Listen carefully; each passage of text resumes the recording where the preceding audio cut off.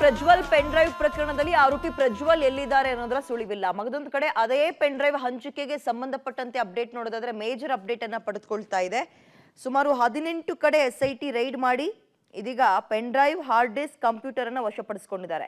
7 pen drive, 6 hard disk ಹಾಗೆ 4 laptop, 3 desktop ಗಳನ್ನ ಕೂಡ ವಶಕ್ಕೆ ಪಡೆದುಕೊಂಡಿದ್ದು, ವಿಡಿಯೋವನ್ನ ಮೊದಲು ಕಂಪ್ಯೂಟರ್ಗೆ ಕಾಪಿ ಮಾಡಿ ನಂತರ ಬೇರೆ ಮೊಬೈಲ್ಗಳಿಗೆ ಕಾಪಿ ಮಾಡ್ಕೊಂಡು ಹೋಗಿರುವ ಬಗ್ಗೆ ಮಾಹಿತಿ ಇದೆ ಅವರಿಗೆ. ಈ ಬಗ್ಗೆ ಇನ್ವೆಸ್ಟಿಗೇಷನ್ ಟೀಮ್ ಮಾಹಿತಿಯನ್ನು ಕಲೆ ಹಾಕ್ತಾ ಇದ್ದು, ಹಾಗೆ ಸಿಸಿ ಕ್ಯಾಮೆರಾಗಳ ಮೂಲಕವೂ ಕೂಡ ಪೂರಕ ಮಾಹಿತಿಯನ್ನು ಪಡಿತಾ ಇದ್ದಾರೆ. ಪೆನ್ ಡ್ರೈವ್ ಸೋರಿಕೆ ಕೇಸ್ನಲ್ಲಿ ಎಸ್ಐಟಿಯ ನಡೆ ಹಲವು ಅನುಮಾನ ಮತ್ತು ಅಚ್ಚರಿಗೆ ಎಡೆ ಮಾಡಿಕೊಡ್ತಾ ಇದ್ದು, ಹಾಸನದ ಸೈಬರ್ ಕ್ರೈಮ್ ಠಾಣೆಯಲ್ಲಿ ದಾಖಲಾದ ಪ್ರಕರಣಕ್ಕೆ ಹೊಸದಾಗಿ 2 ಹೆಸರನ್ನ ಸೇರಿಸಿ 6 ಮತ್ತು 7ನೇ ಆರೋಪಿಗಳಾಗಿ ಮಾಜಿ ಶಾಸಕ ಪ್ರೀತಮ್ ಗೌಡ ಆಪ್ತ ಚೇತನ್ ಹಾಗೂ ಲಿಖಿತ್ ಗೌಡನನ್ನ ಬಂಧಿಸಲಾಗಿದೆ. ಆದ್ರೆ ಮೊದಲು ಹೆಸರಿದ್ದ ಆರಂಭದ 5ರ ಬಂಧನ ಇನ್ನು ಯಾಕಾಗಿಲ್ಲ ಅನ್ನೋ ಅನುಮಾನ ಇದೆ. ಸಚಿವ ಜಮೀರ್ ಆಪ್ತ ನವೀನ್ ಗೌಡ, ಪ್ರಜ್ವಲ್ ಮಾಜಿ ಕಾರು ಚಾಲಕ ಕಾರ್ತಿಕ್ ಗೌಡ, ಶ್ರೇಯಸ್ ಪಟೇಲ್ ಆಪ್ತ ಪುಟ್ಟರಾಜು, ಹಾಗೆ ಕ್ವಾಲಿಟಿ ಬಾರ್ ಶರತ್, ಚೇತನ್ ಗೌಡ ಹೀಗೆ ಮೊದಲಾದವರನ್ನ ಟಚ್ ಮಾಡೇ ಇಲ್ಲ. ಹಾಗೆಯೇ ಪೆನ್ ಡ್ರೈವ್ ಹೊಂದಿದ್ದ ಅದನ್ನ ದೇವರಾಜೇಗೌಡಗೆ ಕೊಟ್ಟಿದ್ ನಾನೇ ಅಂತ ಕೂಡ ಹೇಳಿದ್ದ ಕಾರ್ತಿಕ್ ಗೌಡ. ಆತನನ್ನ ಇಲ್ಲಿ ತನಕ ವಶಕ್ಕೆ ಪಡೆದಿಲ್ಲ. ಇದು ಅನುಮಾನಗಳನ್ನ ಮೂಡಿಸ್ತಾ ಇದೆ. ಈ ನಡುವೆ 5 ನಿರೀಕ್ಷಣಾ ಜಾಮೀನಿಗೆ ಅರ್ಜಿಯನ್ನ ಹಾಕಿದ್ರು. ಇದನ್ನ ನ್ಯಾಯಾಲಯ ವಜಾಗೊಳಿಸಿದೆ. ಬಟ್ ಇನ್ನೂ ಕೂಡ ಬಂಧನ ಆಗಿಲ್ಲ. ಎಸ್ಐಟಿಯ ಈ ನಡೆ ಹಲವು ಅನುಮಾನಕ್ಕೆ ಕಾರಣವಾಗಿದೆ.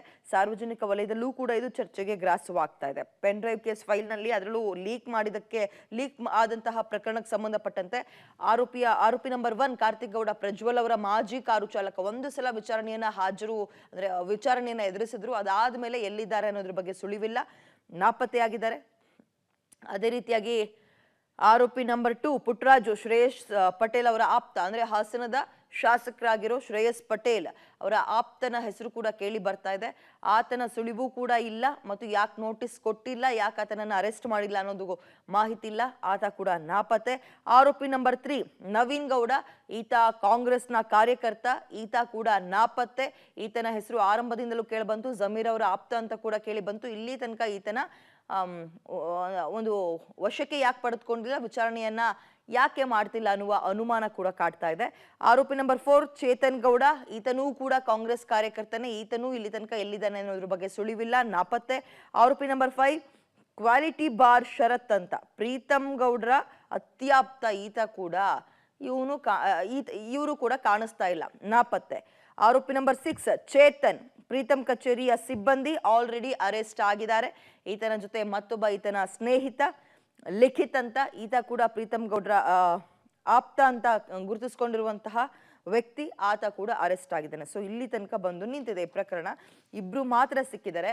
ಅನುಮಾನ ಇರುವಂತಹ ಇನ್ನೂ 5 ಜನರನ್ನ ವಶಕ್ಕೆ ಪಡೆದಿಲ್ಲ, ವಿಚಾರಣೆ ಮಾಡಿಲ್ಲ. ಯಾಕೆ ಅನ್ನುವಂಥದ್ದು SIT ಮೇಲೆಯೇ ಕೆಲವೊಂದು ಪ್ರಶ್ನೆಗಳನ್ನ ಮಾಡುವಂತೆ ಕಾರಣವಾಗಿದೆ.